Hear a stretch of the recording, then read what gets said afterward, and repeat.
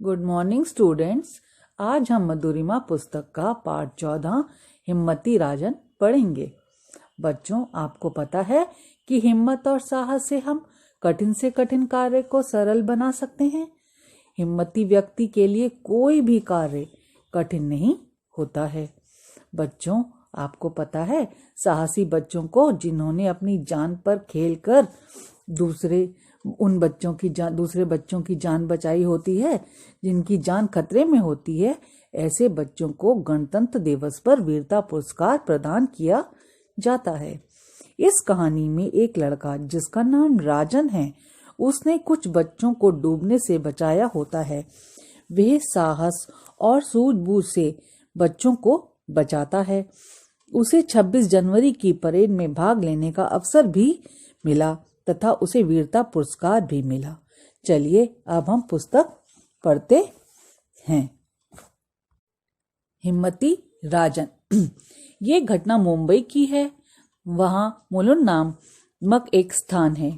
वहाँ एक बड़ा बाग था। उस बाग में पेड़ों को पानी देने के लिए एक कुआं भी था। गलियों के बच्चे अक्सर उस बगीचे में खेला करते थे। मार्च का महीना था। स्कूल में परीक्षाएं चल रही थीं। राजन अपने घर की छत पर टहलते हुए पढ़ रहा था।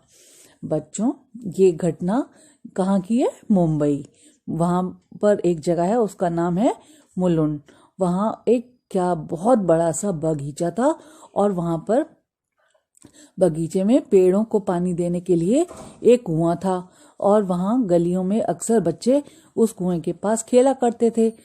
मार्च का महीना चल रहा था। मार्च के महीने में आपको मालूम है एग्जाम्स होते हैं बच्चों के, आपके भी होते हैं। स्कूल में क्या था, परीक्षाएं चल रही थी, एग्जाम्स हो रहे थे।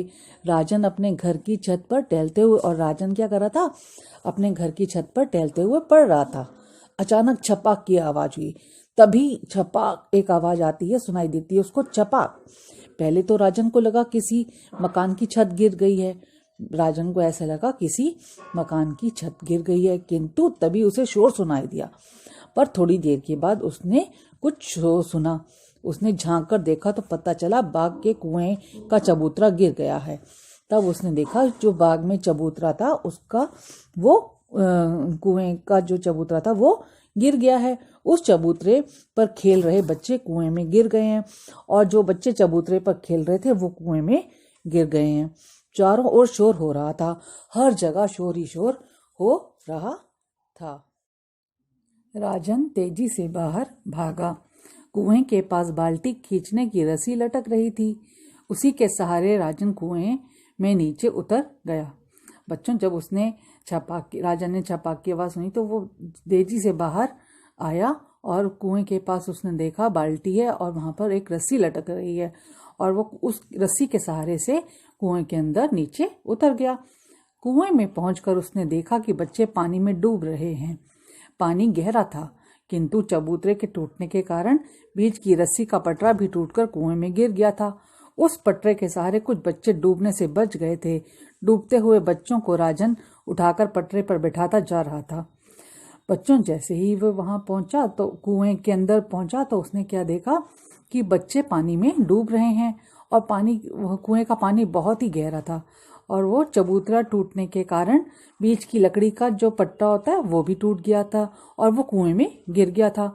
तो उसने क्या करा, उस पटरे के सहारे कुछ बच्चों को डूबने से बचा दिया और डूबते हुए बच्चों को राजन उठाकर वो जो टूटा हुआ पट्टा था उस पर बिठाता जा रहा था। और फिर क्या हुआ बच्चों, आसपास के लोगों ने भी रस्सियां लटकाकर बच्चों को बाहर निकालने की मदद की और जो उसके आसपास लोग खड़े थे उन्होंने भी क्या किया, रस्सियां कुएं के अंदर डाली और जिसके सहारे बच्चे बाहर निकले और वो बच गए। राजन को इस बात का बड़ा अफसोस रहा कि वे 3 लड़कियों को डूबने से नहीं बचा सका। राजन को इस बात का बहुत ही दुख हो रहा था क्योंकि वो 3 लड़कियां थीं जो पानी में डूब गई, कुएं में डूब गई, उनको वो बचा नहीं पाया।